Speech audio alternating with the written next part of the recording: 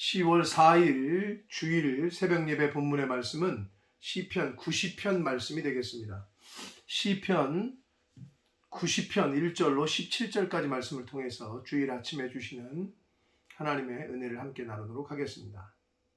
자, 이제 90편부터는 시편이 총 5권으로 나눠지는데 5부로 나눠지는데 이제 4권이 시작됩니다. 이 시편이 이 4부는 총 17편으로 되어 있습니다. 총 17편 중에 14편이 특이하게 작자 미상입니다.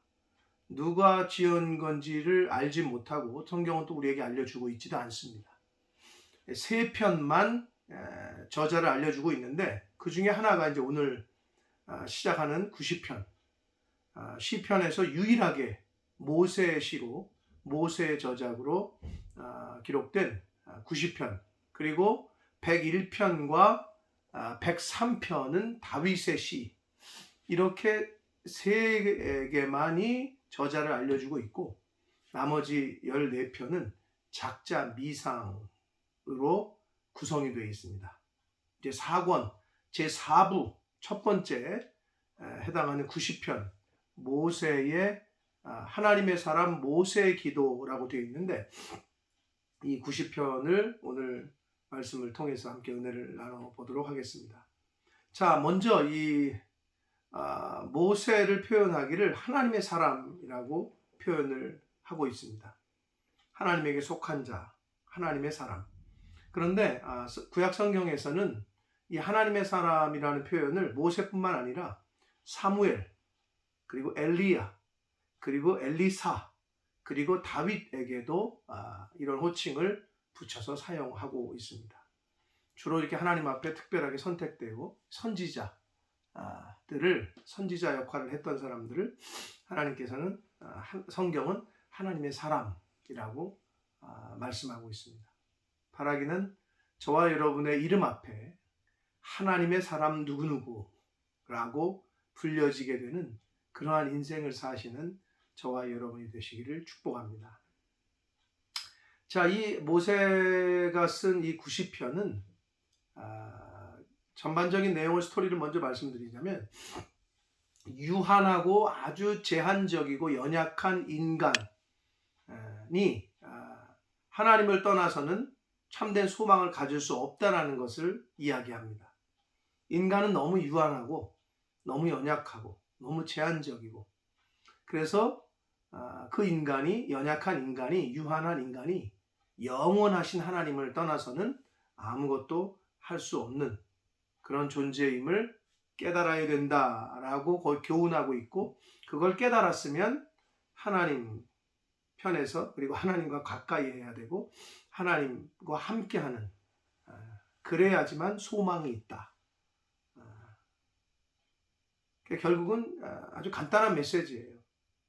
유한한 인간이 영원하신 하나님을 가까이 해야 소망이 있다. 아무것도 할 수 없는 아주 제한적인 인간이 전지전능하신 하나님을 가까이 해야 그래야 소망이 있다. 자, 핵심 내용은 그겁니다. 전체적인 내용은 한 절씩 보면서 한번 살펴보도록 하겠습니다. 1절을 봅니다. 주여 주는 대대에 우리의 거처가 되셨나이다. 여기서 거처는 집 또는 피난처가 되어 주셨다.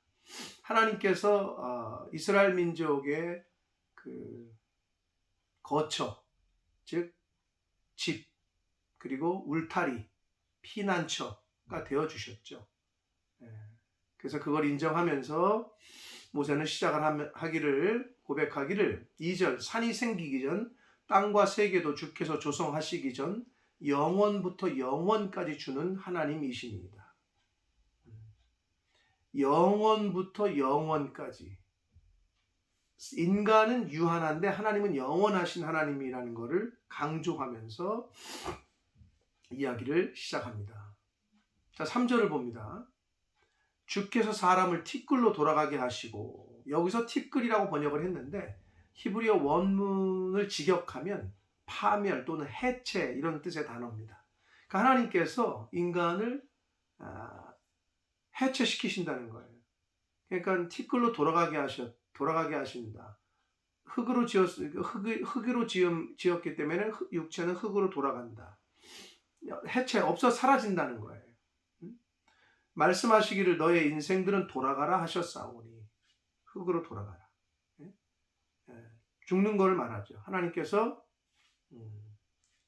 인간이 그 죄를 지음으로 인해서 그 죄의 결과로 말미암아 유한하고 제한적인 수명, 삶을 살 수밖에 없게 됐고 흙으로 돌아가라 하신 그 명령을 기억하면서 이야기를 하고 있습니다. 그러니까 인간에 대한 그 유한한 유한성에 대한 시인, 그 자각 이런 것을 지금 인정하면서 이야기를 하는 거예요. 자, 그렇게 인간은 티끌처럼 돌아가고 제한적인 시간을 살아야 되지만 하나님께서는 무한하시고 영원하시다는 것을 또 이제 이야기를 합니다. 4절을 보시면 주의 목전에는 천년이 지나간 어제 같으며 밤의 한순간 같을 뿐임이니이다. 천년이 하루 같다는 거예요. 밤의 한순간 같다는 거예요. 하나님은 그만큼 영원하시고 시간적인 제약을 받지 않으시는 분이시다 라는 걸 언급합니다. 5절을 봅니다. 주께서 그들을 홍수처럼 쓸어 가시나이다. 이거는 정확지는 않으나 문맥상 노아의 홍수 사건을 이야기한다라고 해석할 수 있습니다. 하나님께서 홍수를 지구상에 내리셔서 다 노아와 그의 가족들을 빼고는 다 멸절을 시키시죠. 자, 그래서 그들은 잠깐 자는 것 같으며 그냥 다 사라졌잖아요. 다 죽었단 말이에요. 그냥 잠깐 자는 것처럼. 그러니까 인간의 덧없음, 인생의 덧없음을 표현하면서 아침에 돋는 풀 같은 이이다.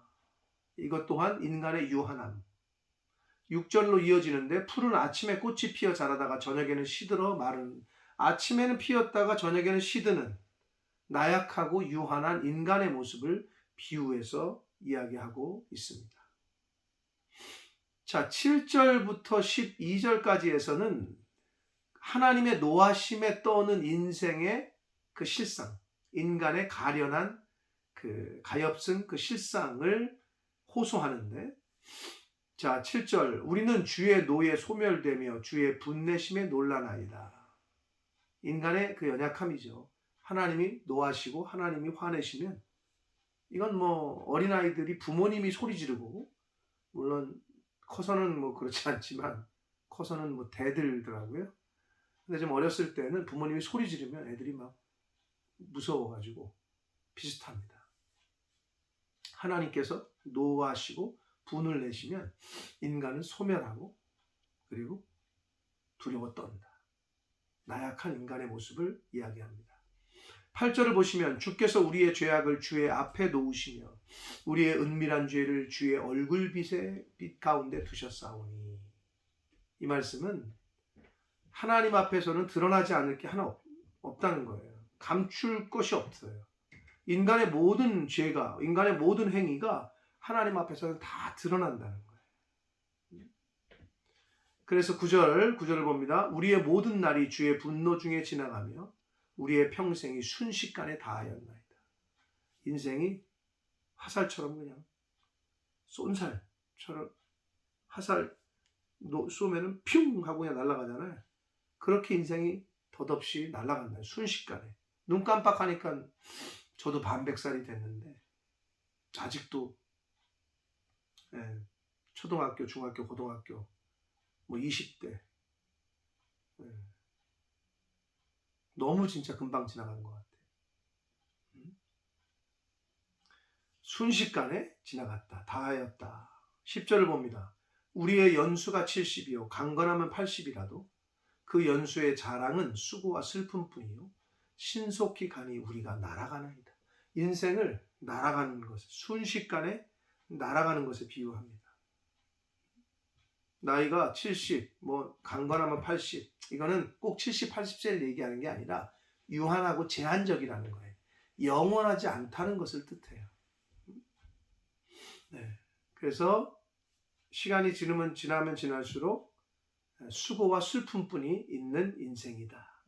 그것 또한 순식간에 날아간다. 11절 누가 주의 노여움의 능력을 알며 누가 주의 진노의 두려움을 알리이까. 이 말씀은 하나님의 능력과 하나님을 두려워하는 것을 알지 못하는 인간의 어리석음을 강조하고 있는 거예요. 하나님의 능력을 알고 그 하나님의 능력으로 인한 두려움을 깨달아야 되는데 누가 주의 노여움을 알며 누가 주의 진노의 두려움을 알리? 모른다는 거예요. 인간이 어리석게 시리. 그 하나님의 능력, 그 하나님의 심판 이걸 알면 두려워 떨 텐데 그리고 이 땅에서 경건하게 정신 똑바로 차리고 살 텐데 그걸 인간들이 어리석게 모르고 있음을 그렇게 강조하고 있습니다. 12절을 봅니다. 우리에게 우리 날 계수함을 가르치사. 이 가르치사라고 번역한 이 원문을 다른 말로는 날 계수함을 알게 하소서. 인간의 연약함과 인간의 그 제한적인 삶을 깨닫고 얼마나 영원하지 않다는 걸 깨달아야 그래야 준비하고 마지막을 준비하고 이 땅에서 좀 제대로 살 텐데 많은 사람들이 한 500년 살 것처럼 쌓고 빼앗고 응? 한단 말이에요. 응? 그러봤자 죽을 때 아무것도 못 가져가는데 돈을 가져갑니까? 명예 뭐 다 무슨 소용입니까? 권력 다 소용없어요. 응? 그거를 알게 하소서. 지혜로운 마음을 얻게 하소서. 인간의 유한함과 덧없음을 깨닫고 하나님을 의지하는 지혜를 좀 얻게 해달라라고 간구하고 있습니다. 자, 마지막 단락 13절에서 17절에서는 하나님의 긍휼 호소예요. 하나님이 진노하시면 떨 수밖에 없는 인생들의 그런 연약함. 그래서 주의 종들을 향한 이스라엘 백성들인데 여기서 주의 종들은 오늘날로 말하면 예수 믿는 사람들. 예수 믿는 사람들도 하나님께서 진노하시면 떨지요. 그렇기 때문에 그 하나님의 자녀들에게 하나님의 긍휼을 좀 베풀어 주십시오 하는 호소를 합니다. 13절을 봅니다. 여호와여 돌아오소서. 언제까지니까 주의 종들, 문자적으로는 이스라엘 백성들, 넓게는 오늘날의 저와 여러분 예수 믿는 사람들을 주의 종들을 불쌍히 여기소서. 불쌍히 여기소서라고 하는 개역 개정에 이렇게 번역을 했는데 원문을 다른 말로 좀 더 원문의 의미에 가깝게 또 번역을 할 수 있는 것이 뭐냐면 주의 종들을 불쌍히 여기소서와 주의 종들에게 하나님 내리셨던 그 뜻을 그 벌을 좀 돌이키소서. 하나님의 그 뜻을 돌이켜 주소서라는 뜻입니다. 한마디로 하나님 저희들에게 내리시는 그러한 징계를 분노를 화를 노를 거두시고 이제 좀 긍휼을 베풀어 주십시오라고 간구합니다. 14절을 봅니다. 아침에 주의 인자하심이 우리를 만족하게 하사. 헤세드 인자 계속 나옵니다. 하나님의 사랑 우리를 일생 동안 즐겁고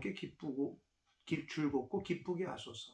즉 하나님의 은혜가 회복되어 그 하나님의 종들, 주의 종들, 이스라엘 백성들, 예수 믿는 오늘날의 크리스찬들이 하나님의 그 은혜 안에서 기뻐하는 삶을 살도록 좀 하나님 긍휼을 베풀어 주십시오 라고 간구하고 있습니다. 15절을 봅니다. 우리를 괴롭게 하신 날수대로와 우리를 화를 당하게 한 연수대로 우리를 기쁘게 하소서. 이것은 시간상의 어떤 비례를 요구하는 게 아니라 앞으로는 이제 이후로는 기쁨과 소망의 날이 될 수 있기를 호소하면서 하나님 앞에 간구합니다. 16절을 봅니다. 주께서 행하신 일을 주의 종들에게 나타내시며 주의 영광을 그들의 자손에게 나타내소서.